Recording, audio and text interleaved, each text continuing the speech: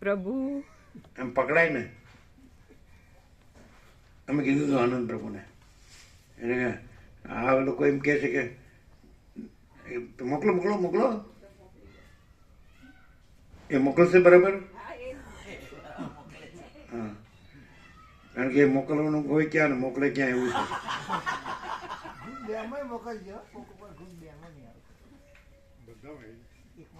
અને સમજાય છે ને આનંદ પ્રભા એટલે એમ કીધું ભાઈ આધાર કાર્ડ જોવે યાર, કેમ આપતા નથી. બીજા સ્ટેટમાં જાઓ MP કેમ બધા તપાસ કરે કે આવશે આવશે એમ કરે છે, એટલે કે કાંઈ નહીં પકડી જશે તો રોટલીની દાળ તો આપશે ને.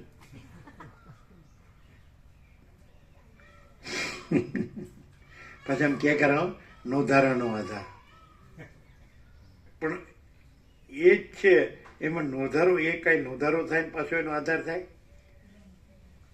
એમાં એ સૂર્યને આજ્ઞો થાય એવું થાય. એટલે જે શાબ્દિક ને બૌદ્ધિક અન્ડરસ્ટેન્ડિંગ છે એ વસ્તુ નથી, પણ આખા અખંડ પ્રકાશ પરમાત્મા છે. હવે એમ કે રિયલાઇઝેશન શું છે, તો અમે પોતે જ મહાચિદાકા સ્વસંવેદ્ય સહજ નિર્વિકલ્પ છીએ. તો અમે જે છીએ એ સ્વસંવેદ્ય છીએ, પોતાથી અનુભવાય એવા. અમે પોતે આખા અખંડ પ્રકાશ પરમાત્મા છીએ, તો સ્વસંવેદ્ય સહજ નિર્વિકલ્પ એટલે અમારામાં, એટલે આખા અખંડ પ્રકાશ પરમાત્મામાં અમારા વિના બીજું કાંઈ નથી, સહજ કાંઈ નથી, નિર્વિકલ્પ. તમે અહીંથી રહેશો ને તો તમને એપિયરન્સના ભેદો જ આવશે, દેખાશે. અને તમે જે છે તે રહેશો ને તો પોતે જ, અમે પોતે જ આખા અખંડ પ્રકાશ પરમાત્મા છીએ, કારણ કે છીએ એ સહજ છે. અમે પોતે જ મહાચિદાકાશ સ્વયં સહજ સંપૂર્ણ સર્વસ્વ. અમે પોતે જ મહાચિદાકાશ ઉપર કોઈ પ્રભાવ નહીં है. हमें પોતે જ મહાચિદાકાશ ખુદ રહા है, दूसरा नहीं है. તમે છો એ સહજ છે અને સહજ રહો, પણ એમાં ન હોય, એમાં કોઈ કલ્પના નથી, કોઈ ભ્રમ નથી, કોઈ અજ્ઞાન નથી, કોઈ મોહ નથી. તો એ તો છે જ, રહેવાનું નથી. નથી એ રહેવાનું નથી, નથી એ ક્યાંથી રહેવાય, અને છે એ ક્યાં જાય, નહીં સમજાય. આ ક્યાંથી બોલાય? જે છે આખો અખંડ ચૈતન્ય પ્રકાશ પરમાત્મા ત્યાંથી જ બોલાય છે, અને છે જ એમ જ છે. તો જીતુ પ્રભુ ત્યાંથી બોલે, તો જીતુ પ્રભુ ત્યાંથી જ બોલે કે અમે પોતે જ કેવળ અનંત ચૈતન્ય પ્રકાશ પરમાત્મા છે, છીએ, તો બરાબર જ છે. જીતુ પ્રભુ પોતાને હું જીતુ પ્રભુ છું એમ માનીને પછી બોલતા હોય તો એ ખોટું કહેવાય, કેમ કે ના, પણ તારા વિના મારું બીજું કોઈ નથી, તો તારા એટલે પરમાત્મા ને. પરમાત્મા ને કે પરમાત્મા તારા વિના, તોય હજી આ હું જુદો બીજો છું એવું રહ્યું. ના, એવું ના કહેવાય.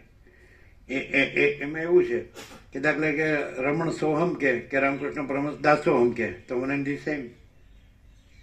શંકર પૂર્ણ કે બુદ્ધ શૂન્ય કે તો વન એન્ડ ધી સેમ. એવી રીતે કે ને એ કે તમે ભાગ ત્યાગ લક્ષણાથી મને જાણો.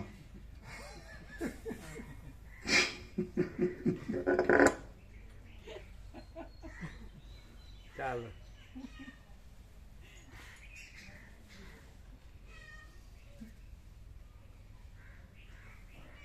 એવો તો પાખંડ નહીં કરીએ હવે, પ્રકાશ પછી એવો તો પાખંડ હવે ના કરીએ, પ્રકાશને જાણ્યા પછી.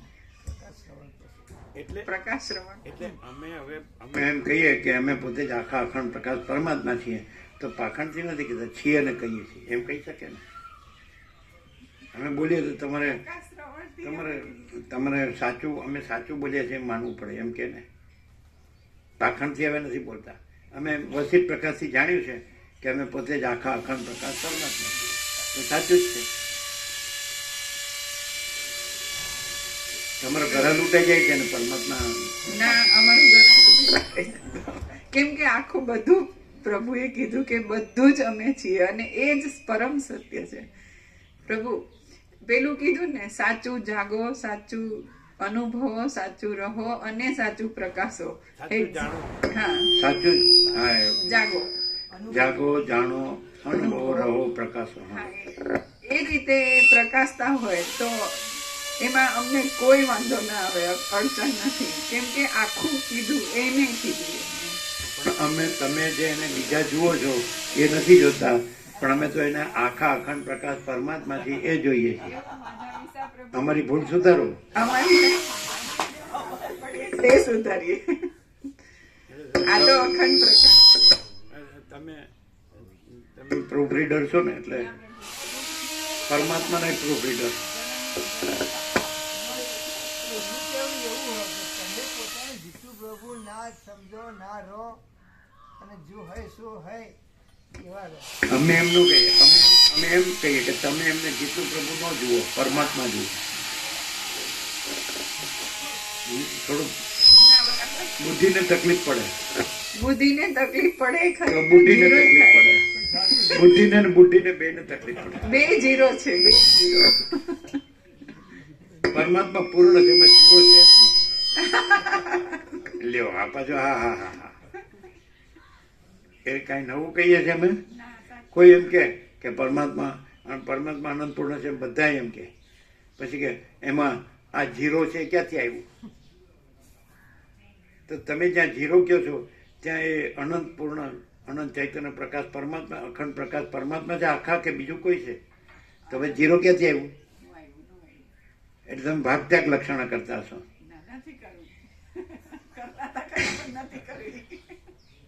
તે પછી બુદ્ધિને બુદ્ધિ જીરો કેવી રીતે કીધી? અમે ત્યાં જીરો નથી જોતા, અમે તો ત્યાં પરમાત્મા જોઈએ.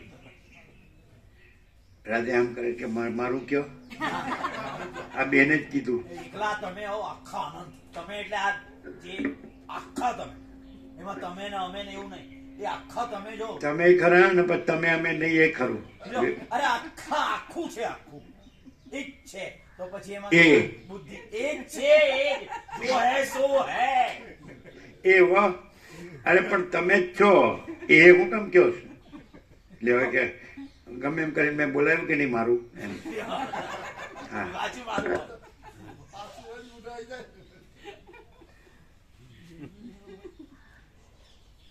અરે પછી સર્વ પરમાત્મામાં સર્વ આવી ગયું, પછી બધા આવી ગયા.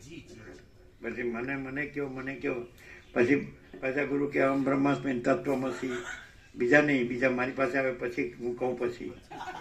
હા લ્યો બોલો, હવે આને શું કરવાનું?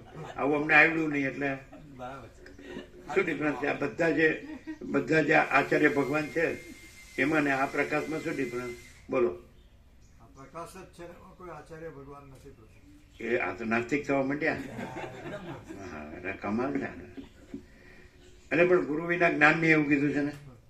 નાસ્તિ તત્વમ ગુરુ પરમ, પરમ તત્વ જ પરમ ગુરુ છે પ્રભુ, બીજા કોઈ ગુરુ નથી. આપણે એમ જોવાનું કે જે ગુરુ થયા તો એ જન્મ્યા મરી ગયા, તો પરમાત્મા જન્મ્યા મરે છે, તો એ પરમ ગુરુ છે. એટલે પરમ ગુરુનો અર્થ શું થાય કે પરમ સ્વરૂપ. ગુરુ શબ્દ વ્યક્તિવાચક નથી, સ્વરૂપવાચક છે. ગુરુનો અર્થ શું થાય? ગુરુને લખું એટલે સૌથી મોટું. બ્રહ્મ એટલે બૃહદાત બ્રહ્મ, બૃહદ, સમજાય? સૌથી મોટું. બ્રહ્મ એટલે બૃહ ધાતુ છે, બૃહદાત બ્રહ્મ, સૌથી મોટું.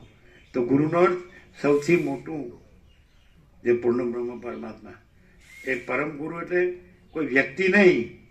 એટલે આપણે શિષ્ય છીએ ને પરમાત્મા ગુરુ છે એવી રીતે નહીં. એ પોતે જ પૂર્ણ બ્રહ્મ પરમાત્મા પોતામાં પોતે જ છે. કોઈ ગુરુ શિષ્ય એવું જે ભ્રમ છે એ નથી. એ તો અજ્ઞાનનો ભ્રમ પરમાત્મામાં છે જ નહીં, એટલે પછી જ્ઞાનનો ભ્રમ લાવવો પડે.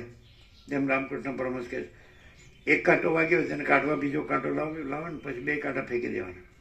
એમ અજ્ઞાન કાંટો વાગ્યો, જ્ઞાન કાંટો લાવીને એને કાઢીને બે કાંટા ફેંકી દેવાના. જ્ઞાન અજ્ઞાનથી પડ છે, પરમપદ. તો આ રીતે વસિત પ્રકાશથી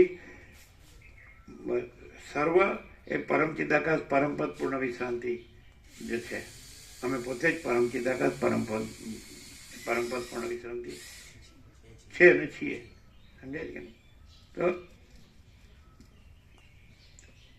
આ પ્રકાશ, બસ એટલે પ્રકાશ જ છે. આવો અનુભવ છે. એ પ્રકાશ સ્વસમિત છે, સહજ નિર્વિકલ્પ છે, અને આખો સમજે અખંડ પ્રકાશ પરમાત્મા. તો પછી જ્યાં આ પ્રકાશ પોતે પ્રકાશે તો એ પ્રકાશ પોતે છે અને બીજું વિકલ્પ નથી. જ્યાં આ પ્રકાશ પોતે પ્રકાશે, એવું રમણ કહે છે કે કન્ડિશન ક્યાં પ્રકાશે? સાપેક્ષતાથી કીધું તો કે જ્યાં અહંકાર નથી હોતો ત્યાં પરમાત્મા સ્વયં પ્રકાશે છે. જ્યાં અહંકાર નથી હોતો ત્યાં પરમાત્મા સ્વયં પ્રકાશે છે. તો એ એક્ઝેક્ટ છે. હવે અહંકાર શબ્દ છે ભ્રમ છે, એટલે કોઈ વસ્તુ નથી, પણ ભ્રમ સાપેક્ષા કહેવાય. ભ્રમ ન હોય તો કહેવાતું નથી, કહેવાની જરૂર નથી, અને ભ્રમ હોય તો ભ્રમ કાઢ નાખે. એટલે પરમાત્મા તો છે જ, એ કંઈ નવા આવતા નથી, એ તો પ્રથમથી જ રહેલા છે. એટલે વાલ્મીકી કહે કે અંદરથી છૂટવું જોઈએ, અંદરથી પ્રગટવું જોઈએ. એટલે અહમ અંદરથી છૂટવો જોઈએ અને પરમાત્મા અંદરથી પ્રકાશવા જોઈએ. બરાબર છે.